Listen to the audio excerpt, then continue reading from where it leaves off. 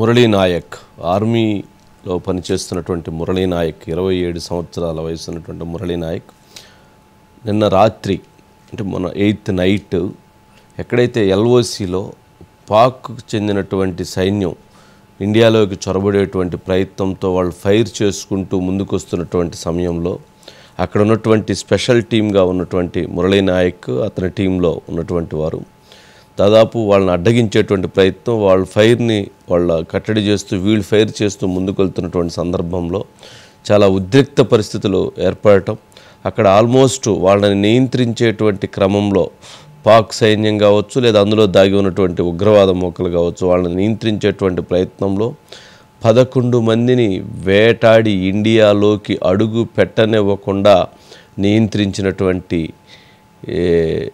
మురళీ నాయక్ అనంతరం అక్కడ వాళ్ళు ఎవరైతే పాక్కు చెందినటువంటి వాళ్ళు అంటే వాళ్ళు డిఫరెంట్గా అక్కడ అటాక్స్ చేసేటువంటి నేపథ్యంలో సైడ్ నుంచి అటాక్ చేయడంతో మురళీ నాయక్ తీవ్ర గాయాల పాలై అనంతరం చనిపోయాడు అని చెప్పని ప్రకటించారు.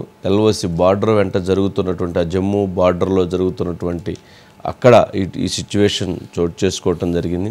ఏమైనా 11 మంది పాక్కు చెందినటువంటి సైనికులు ఇండియాలోకి అడుగు పెట్టేటువంటి క్రమంలో మురళీ నాయక్ గన్నుకి మురళీ నాయక్ చేతిలో వాళ్ళందరూ కూడా అసూలు బాశారు. కానీ ఆ పోరాటంలో మురళీ నాయక్ కూడా మృతి చెందాడు. మురళీ నాయక్కి సెల్యూట్ తెలియజేద్దాం.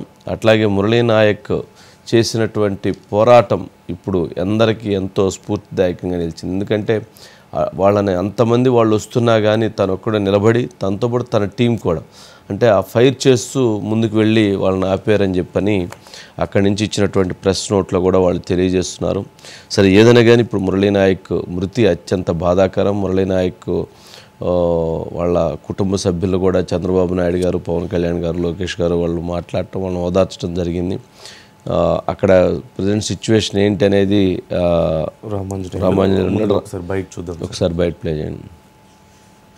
మన తెలుగు బిడ్డ మురళీ నాయక్ ప్రాణాలు కోల్పోవడం చాలా బాధేస్తుంది. జమ్మూ కాశ్మీర్ సరిహద్దుల్లో పాకిస్తాన్ జరిపిన కాల్పుల్లో నిన్న చనిపోయారు.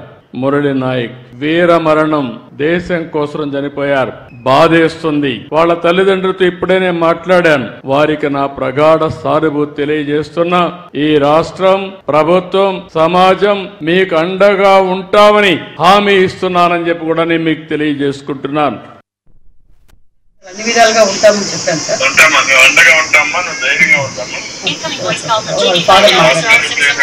వాళ్ళ ఫాదర్ సార్ నమస్తే సార్.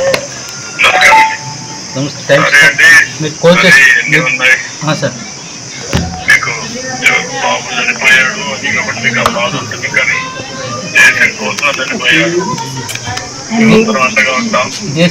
దేశం కోసం చనిపోయారు సార్. కానీ మేము అనాథలు అయిపోతాం సార్. ఉండే కూడా Ramanjaneyulu good evening sir. Good evening. వాళ్ళ తండ్రి చాలా గర్వంగా చెప్తున్నాడు, దేశం కోసం నా కొడుకు చనిపోయాడు సార్, నా కొడుకు దేశం కోసం చనిపోవటం నేను ఖచ్చితంగా అది వీరుడిగానే భావిస్తున్నానని చెప్పని ఆయన చాలా గొప్పగా చెప్తున్నాడు. ఏంటి అసలు అక్కడ ఉన్నటువంటి పరిస్థితి ఏంటి, ఆ ఊర్లో ఏంటి, ఏమంటున్నారు?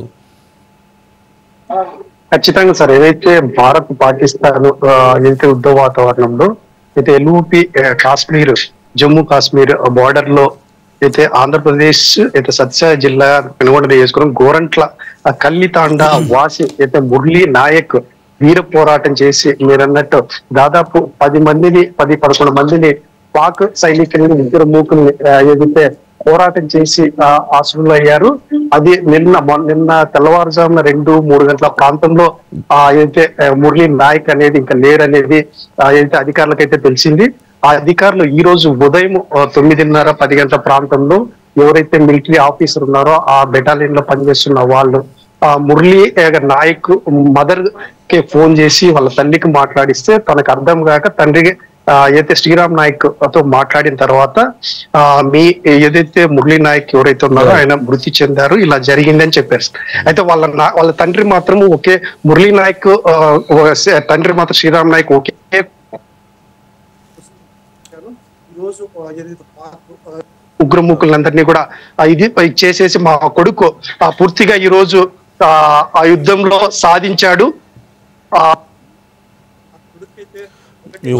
Right okay Ramanjan right next